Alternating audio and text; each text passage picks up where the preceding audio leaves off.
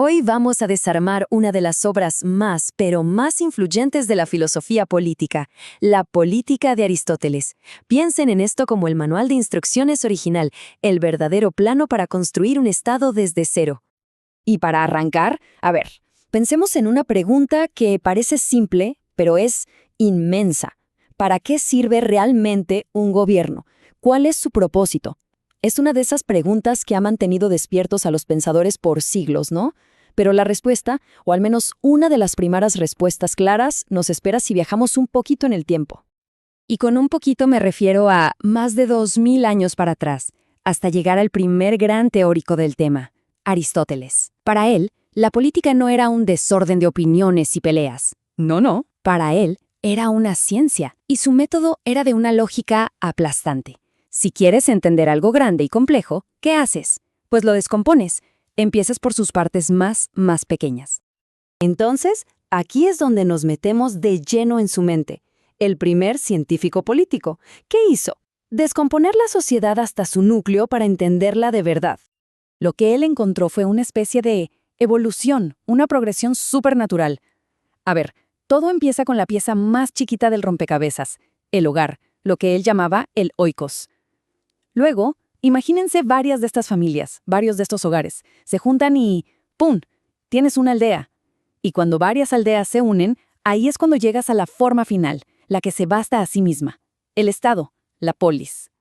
Y es que el viaje es ese, del hogar al Estado. Es el crecimiento natural de la comunidad. Porque aquí está el punto clave, la idea central de todo esto. Para Aristóteles el Estado no es algo que alguien inventó un día. No es un contrato artificial, no. Es algo que crece, como una planta, orgánicamente. Y la semilla de todo está ahí, en el hogar.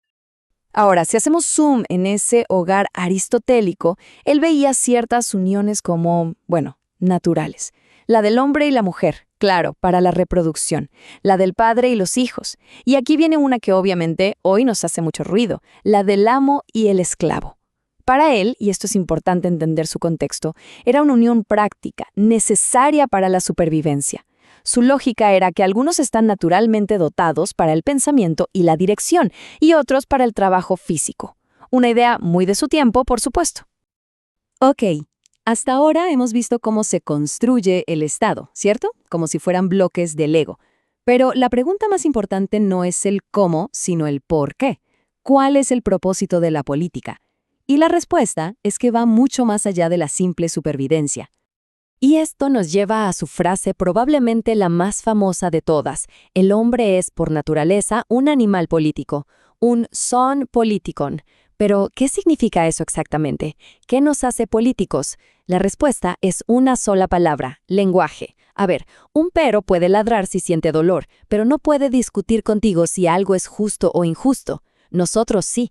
Podemos hablar sobre lo bueno, lo malo, y esa capacidad de deliberar moralmente es, según Aristóteles, lo que nos empuja casi por instinto a formar comunidades. Entonces, aquí está el remate. El propósito final, lo que Aristóteles llamaba el telos del Estado, no es solo que estemos seguros o que la economía funcione. No, es algo mucho más profundo. Es crear el ambiente para que la gente pueda alcanzar la buena vida.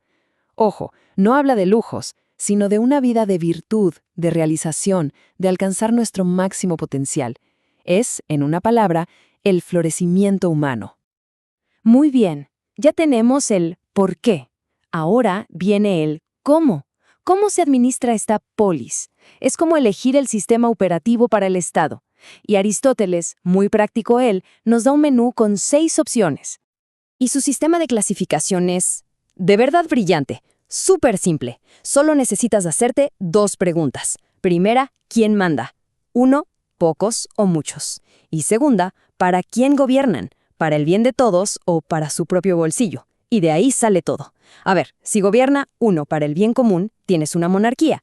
Pero si ese uno gobierna para sí mismo, ¡pum!, se convierte en tiranía. Si gobiernan unos pocos, sabios por el bien común, es una aristocracia. Pero si son unos pocos ricos que solo cuidan sus intereses, eso es una oligarquía.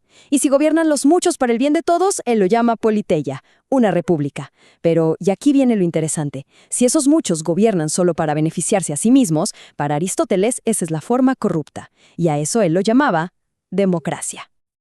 Ahora, en su tiempo, los dos sistemas que más se veían eran la oligarquía, el gobierno de los ricos, y la democracia, el gobierno de los pobres. Y Aristóteles era muy claro. Ambos están condenados al fracaso. ¿Por qué? Porque son como la receta para el desastre. Básicamente desatan una guerra de clases. Por un lado, los ricos oprimen a los pobres. Por el otro, los pobres quieren quitarle todo a los ricos. Es un tira y afloja constante que termina en una sola cosa: un estado roto, siempre al borde del colapso. Entonces, si los extremos son tan peligrosos, ¿cuál es la solución? ¿Cómo salimos de esta guerra constante entre ricos y pobres? Bueno, aquí es donde entra el pragmatismo de Aristóteles. Él propone un camino intermedio, la vía estable. Y su gran solución, su propuesta estrella, es la politeia, que es básicamente una república. Pero, ¿cuál es el ingrediente secreto que la hace funcionar? Una clase media, pero no cualquier clase media, una que sea grande, fuerte, numerosa. Para Aristóteles esto no es solo un detalle, no, es el pilar fundamental que evita que todo el edificio se venga abajo. Ok, pero ¿por qué? ¿Qué tiene de mágica la clase media? Bueno, piénsenlo así. Son el gran estabilizador de la sociedad. Psicológicamente no tienen ni la arrogancia de los súper ricos ni la desesperación de los muy pobres. Están en el medio. Y esa posición los hace más razonables, más equilibrados. No quieren ni revoluciones ni opresión. Son, en esencia, el amortiguador del coche, el pegamento que mantiene unidos a los dos extremos y evita que todo salte por los aires. Y bueno, después de todo este recorrido, la pregunta es, ¿sigue siendo relevante este plano, este manual de hace más de 2000 años? La verdad es que las preguntas que nos dejó Aristóteles siguen más vivas que nunca. A ver, repasemos las ideas centrales para que queden bien claras. 1. El Estado no es un invento, es algo que crece naturalmente de nosotros. 2. Su objetivo final no es solo que sobrevivamos, es que vivamos bien, que alcancemos nuestro potencial. 3. La clave de la estabilidad es evitar los extremos, ni mucha riqueza ni mucha pobreza concentradas. Y 4. El sistema más estable y práctico es una república que se apoya en una clase media sólida. Y al final nos deja con una pregunta que, de verdad, resuena hasta el día de hoy. ¿Qué es el Estado en el fondo? ¿Es, como creía Aristóteles, un organismo vivo? ¿Una extensión natural de lo que somos, diseñado para ayudarnos a florecer? ¿O es más bien un contrato, un acuerdo artificial que firmamos para no matarnos entre nosotros, para escapar del caos, como dirían otros filósofos mucho después? La respuesta que le demos a esa pregunta, bueno, sigue moldeando el mundo en que vivimos.